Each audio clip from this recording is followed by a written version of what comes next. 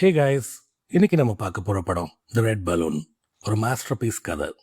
True friendship இருக்குது பார்த்தீங்களா, அதுக்கு இது ஒரு எக்ஸாம்பிள். பீஸில் ஸ்டைலாக ஒரு சின்ன பையன், ஆனால் அவனோட லைஃப்பில் நடந்தது ஜஸ்ட் ஒரு ஃபிலிம் இல்லைங்க, ஒரு ரியாலிட்டி ஷாக். ஓப்பனிங் சீனில் பாஸ்கருங்கிற பையன் ஊரில் ஒரு தெருவிளக்க கம்பத்தில் ஒரு ரெட் பலூனை கண்டுபிடிக்கிறான். யாருடா இதுன்னு பார்க்குறான், ஆனால் பலூன் அவனை தொடர்ந்து வர ஆரம்பிக்குது. என்னடா மாயம் இது அப்படின்ட்டு இருக்க, அப்போதான் அவங்களுக்குள்ள ஒரு ஃப்ரெண்ட்ஷிப் மோட் ஸ்டார்ட் ஆகுது. பையன் பள்ளிக்கூடம் போகிறான், பலூன் கூடவே வருது.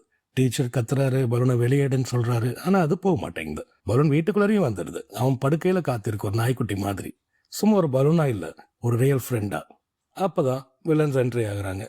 ஊர்ல உள்ள குழந்தைங்க தான் பையனோட பலூனை பொறாமையை பாக்குறாங்க. ஒரு நாள் அவங்க கும்பலா வந்து பலூனை துரத்துறாங்க.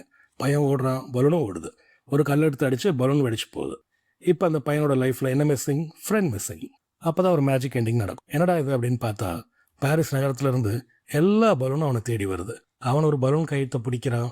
பலூன்ஸ் அவனை அப்படியே மேலே தூக்கிட்டு பறக்குதுங்க. பையன் ஹாப்பியாக ஆகாயத்தில் மதக்கிறான். ஏன்னா லைஃப்ல லாஸ்ட்ல ஒரு ஹோப் இருக்குங்க.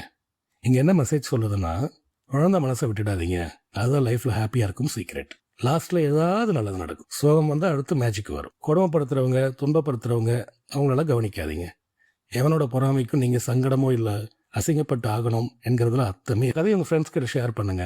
ஃப்ரெண்ட்ஸ், இந்த கதை உங்களுக்கு பிடிச்சிருந்தா லைக் அடிங்க, கமெண்ட் எழுதுங்க, உங்களுக்கு யார் நல்ல ஃப்ரெண்டுன்னு சொல்லுங்க. சிவப்பு பலன் மாதிரி லைஃப்ல யாராவது ஸ்பெஷலா இருக்காங்களா? கதை பிடிச்சிருந்தா ஷேர் பண்ணுங்க. நன்றி. இது உங்கள் லோகேஷ்.